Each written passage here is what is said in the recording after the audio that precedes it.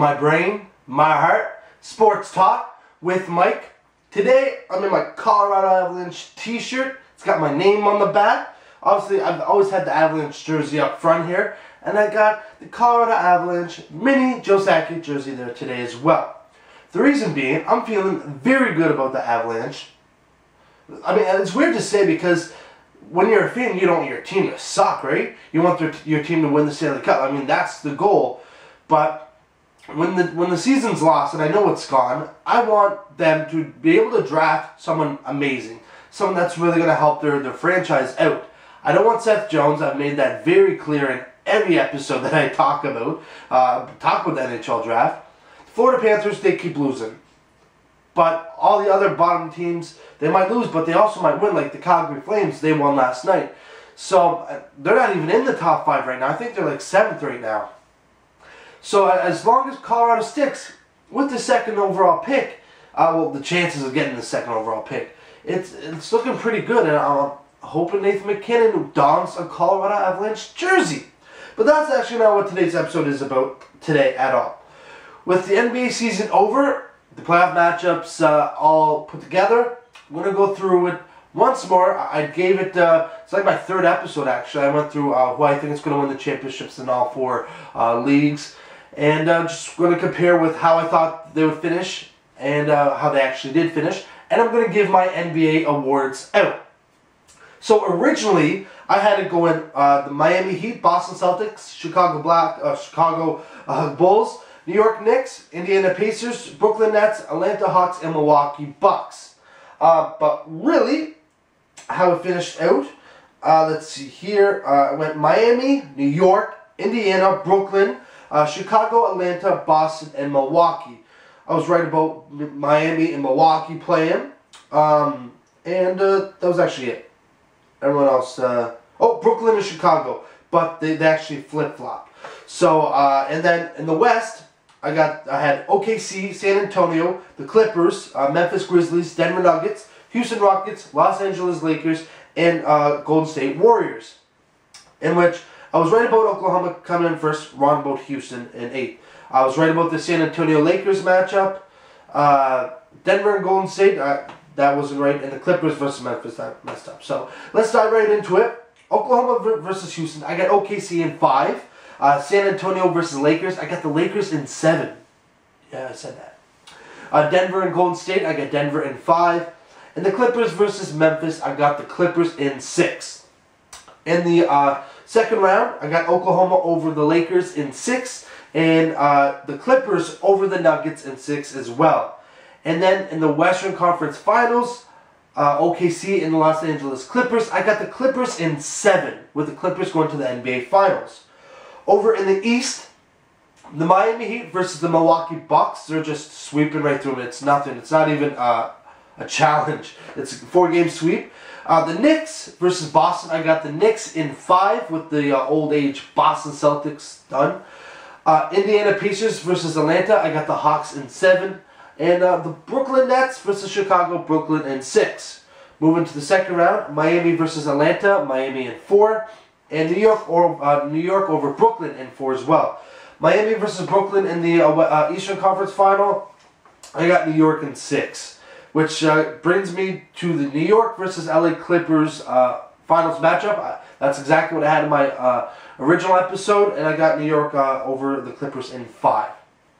I mean, the great thing about the playoffs is that there could be upsets. Like, I got the Lakers upset in San Antonio.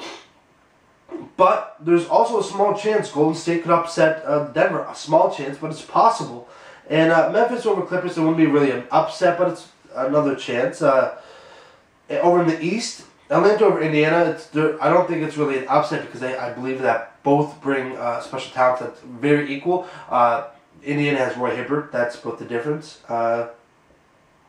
So, I mean, in the NBA, you don't get upsets a lot. Maybe in the first round. I mean, an 8th seed over the first seed, but in the Western and Eastern Conference Finals, it's always no team has made it to the Eastern or Western Conference Final since about maybe 2000 or earlier that I can remember. That was seeded 5th, 6th, 7th, or 8th. It's always been 1, 2, 3, or 4th seeds that's in the conference finals since 2000 at least. Possibly earlier. So, I mean, there you have it. I got the Knicks winning the championship. Carmelo Anthony. Which brings me to the NBA awards. My NBA awards. Which probably mean diddly squat, but it's all about opinions. And I like my opinion, and I hope you do too. Kind of. I don't know. I'm not sure. I mean, I like if you hear, and I mean, at least what I like about myself is that I have my own opinion. Obviously, everyone has their own opinion. But I'm very open-minded to listening to others' beliefs on certain things. And I'll hear it. And if it makes sense, I'll change my belief. But at least with my belief, I'll back it up to the fullest, because I don't believe in something unless I have facts. Unless I can go down the line and say this is why. And I mean, most people, when they look at contracts or players, they look at one great season. But me, I look at their whole body of work.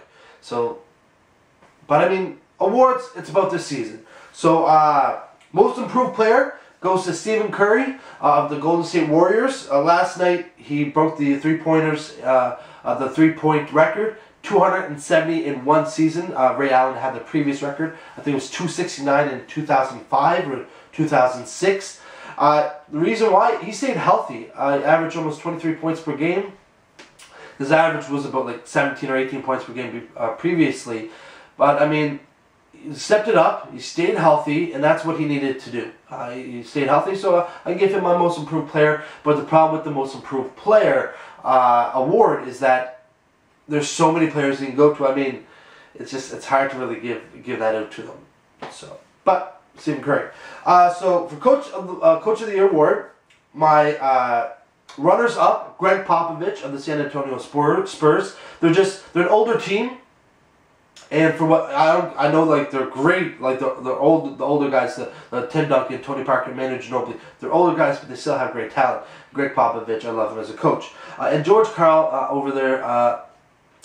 With the Nuggets, I think he just did a fantastic job. The Nuggets don't have big stars. They got Andre Iguodala, Kenneth Faried, JaVale McGee. I think they have great young talent, but they're not big-ass stars, right? So he did a good job. But my Coach of the Year goes to Mike Woodson with the New York Knicks. They were like 7th mid-March, start of March, and they finished 2nd in the Eastern Conference. They just they went on a nice winning streak. It was just perfect, and he gets my Coach of the Year award. Defensive Player of the award, Defensive Player of the Year award. The runners-up, Marc Gasol of the Memphis Grizzlies, brother of Paul Gasol. He's great on the boards. He knows how to really make it difficult on the offensive team. And Dwight Howard of the Los Angeles Lakers. I don't care if I don't like him. He just he cleans up the rebounds like no other, and blocks here and there. He's one of those guys that people, they want to test their skill against because they know he's amazing, and most times, like 8 times out of 10, he comes out on top. But the Defensive Player of the Year award goes to Joakim Noah of the Chicago Bulls. He's like the most improved player for every aspect, but especially defensively, and without Derrick Rose, he really stepped up big time. Noah, good job.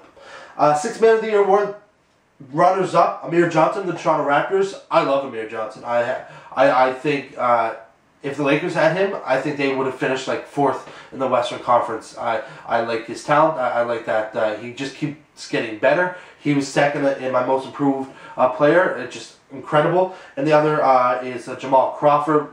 I like what he does. I've always liked Crawford, actually, when he was with the Hawks. I like Crawford. But it goes to J.R. Smith of the Knicks. What he does, when he comes off the bench, it's just, he excites the crowd. And to do that, it just helps your teammates on the floor as well. So a 6th man, he does good for himself, but he also helps out the guys on the floor. And that's what I like about J.R. Smith. Rookie of the Year award, the runners-up, Anthony Davis for the Hornets. He drafted 1st overall. I mean, his unibrow probably hurt him a bit, made his vision a little blurry sometimes. And Bradley Beal for the Washington Wizards. When you're with the Wizards and you perform like he did, you earn some recognition. So, but it goes to Damian Lillard of the Portland Trail Blazers. He averaged almost 20 points per game. He just was phenomenal down the stretch, especially for Portland. Even though they really kind of, the shittier Portland got, the better Damian played. So I don't know, maybe that was the downfall. Maybe he wasn't getting his team involved or something. But he wins the Rookie of the Year award. And the MVP in the NBA goes to Kobe Bryant. Ankle, no, that's not right. No, I have him in the top 5. Tim Duncan's ahead of him. I have, but the runners up, I have Kevin Durant came second in the scoring race behind Carmelo Anthony. I probably would give him. It's possible. I mean, without Russell Westbrook, if it was just Kevin Durant and he got OKC to the #1 seed without anyone's help, like Serge Ibaka, Russell Westbrook, just really he did it on his own, I probably would have given him the MVP. But I got him as a runner-up, and Carmelo Anthony. He won the scoring race. I know he played like 10 less games than Kevin Durant, but since like March, he had like a 37 points per game average. Brought the Knicks from like 7th in the Eastern Conference to 2nd. He stepped his game up, and I have him 3rd. I don't know, Anthony Durant, 2nd or 3rd, probably tied. But it's got to go to LeBron James. I hate it. I hated saying it. But I mean, what else can you do? I mean, people hate on LeBron, and it's the more haters you get, the better you must be. I mean, that's the only thing, because I actually do get a couple messages and emails via Hotmail and Twitter, just questioning my thoughts and my opinions. And like especially, actually, I'll just give an example. When I gave my all-time Halifax Mooseheads team, like this one guy sent me an email just ripping into me because of the players I picked, and he gave his own team. The team he put together were players that were drafted into the NHL that did shit. I put together a team that's going to win a Memorial Cup. So when I look at it, that guy's just hating on me because I know what I was talking about. I may not know what I'm talking about all the time, but especially that. But back to LeBron James. It's haters. People that wish they could do what he does. Every game, I mean, I think he had like maybe 10 games where he shot below 50% from the field. He was, I think he was 4th in the scoring race, 4th or 5th, I think it was ago. Carmelo Anthony, Kevin Durant, Kobe Bryant. It's either LeBron James, James Harden, or James Harden, LeBron James. So top 5 in scoring race, top 10 or top 15 in rebounds, top 10 in assists. He helped the Heat get to the #1 spot. They have Dwayne Wade, who I think is completely overrated. I don't think he's as good as people make him out to be. And Chris Bosh, who's actually what people think he is. He shouldn't get paid the amount he does. But LeBron James is the Miami Heat. Miami Heat would make the playoffs without LeBron James, but maybe 6th. And I don't think they win an NBA championship without LeBron James. He's just one of the best athletes in sports in general. I think if you put LeBron James in the NFL, he performs. In the Olympics, a high jump or something, he performs. And I love LeBron James' skill. I don't like his talent because he brought it to South Beach. If LeBron James wins a championship with the Cleveland Cavaliers, if he goes back, wins the championship, I will love LeBron James. I will give all my heart, my soul to LeBron James. I'm a Kobe Bryant fan. Always have been, always will be. When he retires, it'll probably go to Andrew Wiggins. No word of a lie.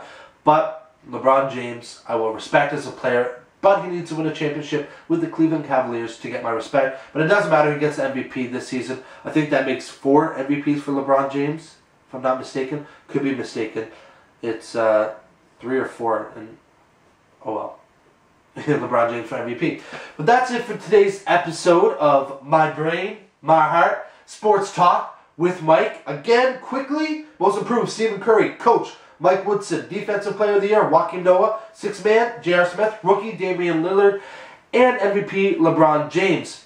If you have someone else winning a major award, let me know. Please let me know, and who you have winning the NBA championship. Tweet me at sportswithmike. Email me, sportstalkwithmike@hotmail.com. If I don't have a show tomorrow, it's only because I'm going to completely get high school wasted tonight. A good friend of mine is coming back, and we're going to go out with a bunch of friends that I haven't seen in a dog's age. So I might not be feeling up to it, but I'm going to try because sports is my passion. It's sex, beer, food, sports, in no particular order. It's all tied. There you go. Have a great day. Have a great Thursday.